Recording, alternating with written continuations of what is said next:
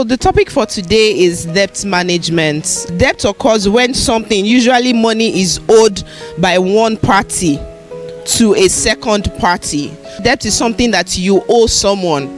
I know when we talk about debt, we primarily just think money, right? It might be money, it might be anything. You might borrow somebody's car, you might borrow clothes, you might borrow anything, right? So it doesn't necessarily have to be money, but it can be anything that you have borrowed from someone and you have to pay back.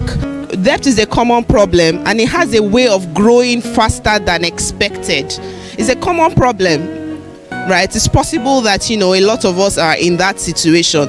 That's what makes it common. And then the possibility for it to grow faster than you think, especially with like the loan companies of nowadays, they already calculate compounding interest on it, and then you default for one day. You realize that a lot of money is climbing on the money that you currently owe.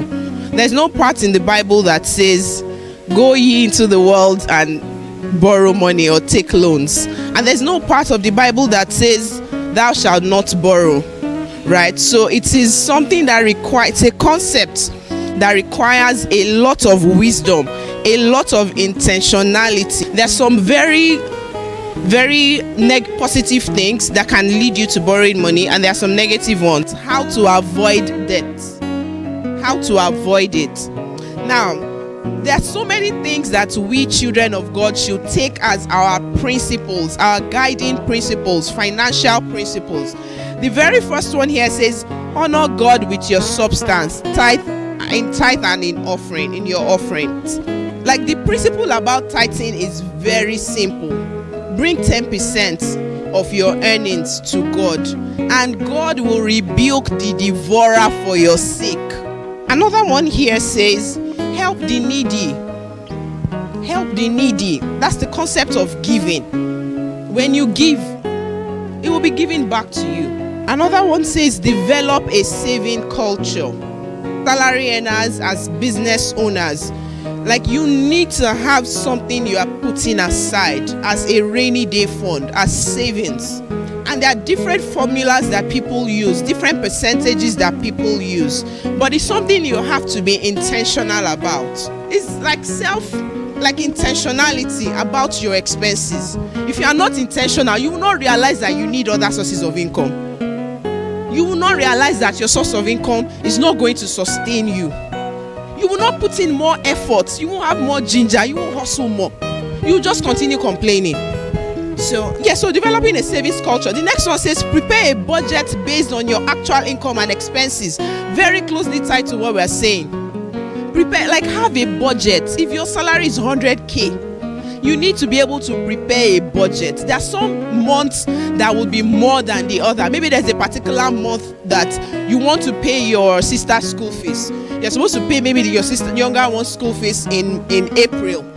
It's 50K or whatever the amount is. You already know that, and you start to allocate some extra funds from your income.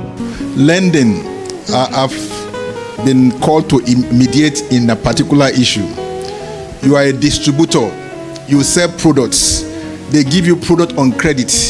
You sell the product. Rather than remitting the money to the person, you now become alanu, and then you begin to give the money that is not your money, okay, to people.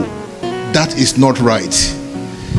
What always happens, if the person did not find himself or herself in EFCC's net, the person's business will run down and the person will go into what? Debt. Question: how could you advise lenders, the people who borrow people money and possibly they are not paying back? What I do personally is that I try to only borrow money that I can afford to let go of, so that if stories come up, I'm not too upset, I'm not inclined to act negatively. I just already know that, okay, it's fine. I won't tell the person it's fine not to pay back, but I know that I can let go of it and it won't turn into anything negative.